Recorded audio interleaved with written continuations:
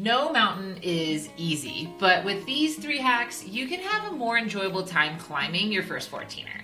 I'll even give you my top tip that increases your chances at summiting later in this video.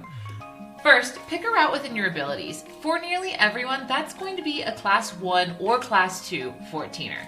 Routes are divided into classes, with Class 1 and 2 not requiring any special climbing gear or skills. Classes 3 and 4 require light climbing or scrambling and often have very intense exposure or steep drops, and a fall can even be fatal. Ropes are recommended for Class 5 routes. Get a lineup of amazing beginner 14ers in the show notes.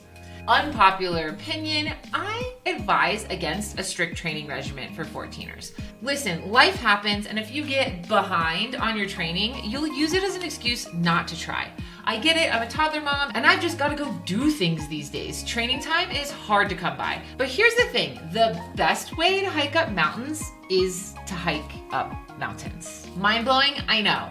So do what you can, but don't get caught up in the weeds of feeling ready. If you have to focus on training, focus on cardio and core strength. Those 2 things can get you pretty far on a mountain. It's much harder to train your mind. Yes, the mountains are hard, even the easy ones. I run the easier peaks, and I still have days where I turn around or I'm just not feeling it. Your ego may be rightfully hurt in these instances, but it's better to make a good decision. No summit is worth your life, so imagine both the success and failure of your first 14er climb. This will help you prepare and make safe decisions in the mountains. It also doesn't hurt while on the mountain to have a few tools to distract yourself. I count to myself repeatedly when I'm grinding up a never-ending slope, which is common, and if I'm alone, I may even pop in one earbud so I can listen to my favorite pump-up playlist.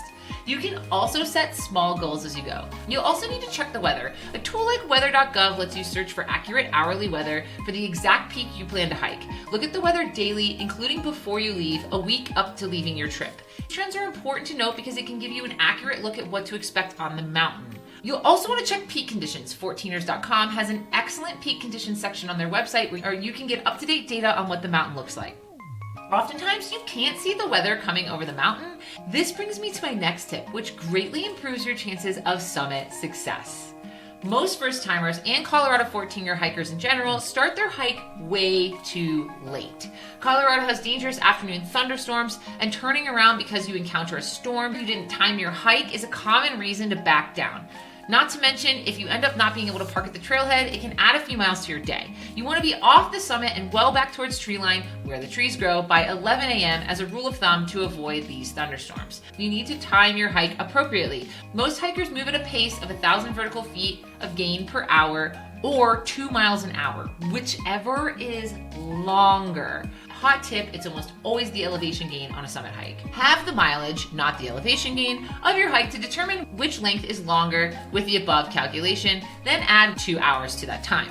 Let's take Grayson Torrey's combo route as an example. This is a 7.5 mile hike with 3,010 feet of gain. So that's 3.75 miles to reach the summit with 3,010 feet of gain. Using our rule of thumb, it will take you just over 3 hours to reach the summit.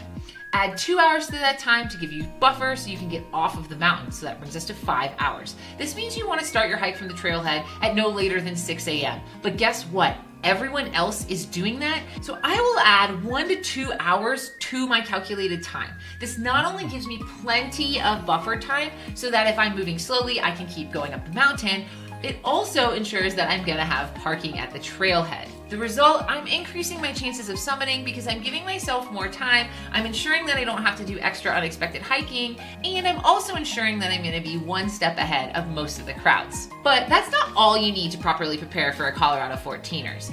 They demand special gear too. In my next video, I'm gonna give you a breakdown of what to pack for your first 14er to ensure that you're being as safe and as prepared as possible on the summit. For the record,